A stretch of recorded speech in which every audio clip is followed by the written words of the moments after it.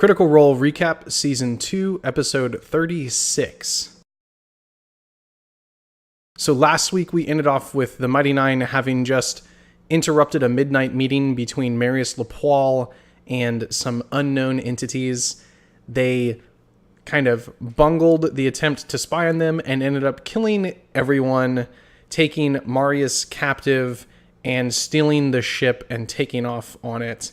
They also found one last member of the group there down below, and Jester put an axe in the back of his head. So that's where we picked off this episode, with the man with the axe in the back of his head slowly crawling away and dying. However, Jester did manage to spare the dying on him, and they called Caduceus down to come heal him and bring him back from the brink. So with that, they talked to him and gathered some information, and also gathered the one surviving remnant of all of the papers and maps that the ship held that this man, Galen, was told to destroy as the fight was going on. He managed to pretty much destroy everything except for one little piece of a map that showed a reef that Ford was somewhat familiar with, and together with information from Galen and from Ford's history, he surmised that it was one of a couple of reefs that he knew of that they could then sail to, which is where Captain Avanicus should be. Avanicus? Where the captain that was seeking out the orb that Ford consumed should be staying, should be waiting for this orb to be delivered to her. Or at least this is her main port of call. Ford and the Mighty Nein decide to hire on some ship hands, as Ford is the only one who is seaworthy and knows what he's doing on a ship. So they end up hiring 2 or 3 ship hands, plus the turtle that they had interacted with in the bar previously as their navigator. So now equipped with a crew and a navigator, and having narrowly escaped notice, and kind of did a whisper campaign where they tried to change the story around a little bit, but really they discovered that the story already didn't really implicate them. So they should actually be pretty safe to go back to Nicodranus, even as themselves, as long as, well, Jester isn't seen, because there is a story of some little blue tiefling girl who killed herself, and they're trying to figure out what exactly happened there. So with the exception of Jester, who couldn't really show her face in that city anyway, the rest of them are pretty safe to return. They take their crew and they set off on their way to this reef, to this island where Captain Avantica should be waiting. Along the way, things go pretty smoothly for the most part. They do end up getting into a single battle this episode, and it is with 6 or so harpies. The harpies don't really pose too much of an issue for them personally. However, the harpies do attempt to kidnap some of their ship hands and pull them overboard, but the Mighty Nein manages to save everyone, and pretty much they get out scot-free from the harpy attack. Once they do arrive at the reef itself, they realize, and given the map, that they have to navigate the precarious channel through the reef in order to get to the island itself.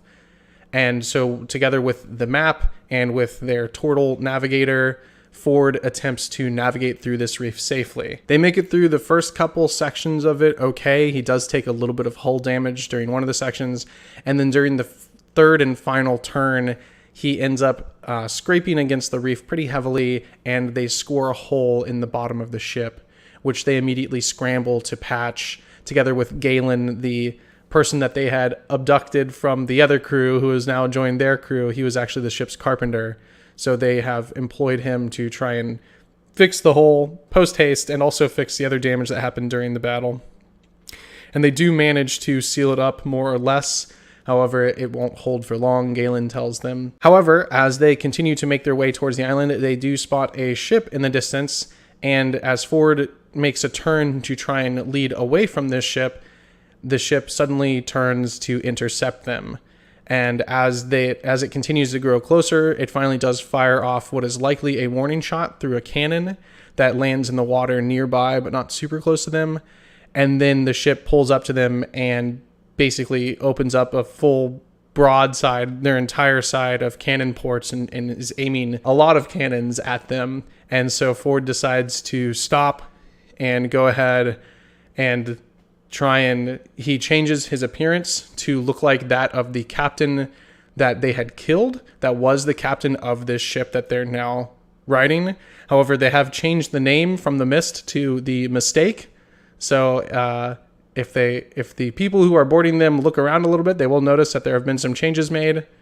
They did, however, still have the flag that was on that ship originally, and they went ahead and flew it, thinking maybe this will help us. So Ford is going to attempt to convince these people that he is the captain that had been previously in charge of the ship, whom the Mighty Nein have killed. This next episode, it will be happening at the same time. However, they will be doing it live in front of a live audience in New York City. I'm sure Sam will be in some sort of bizarre outfit, and there'll be a bit more excitement and hubbub surrounding this next episode as far as the crowd goes. So expect a lot more noise if you do watch next week's episode compared to this week. But yeah, that was pretty much it. They took their stolen ship, went and got a crew, and then made their way to this island where Captain Avantika, the chick who's looking for the orb that Ford has, is residing. And we'll see what happens in front of a live audience next week. So thanks for watching, and I'll see you next time.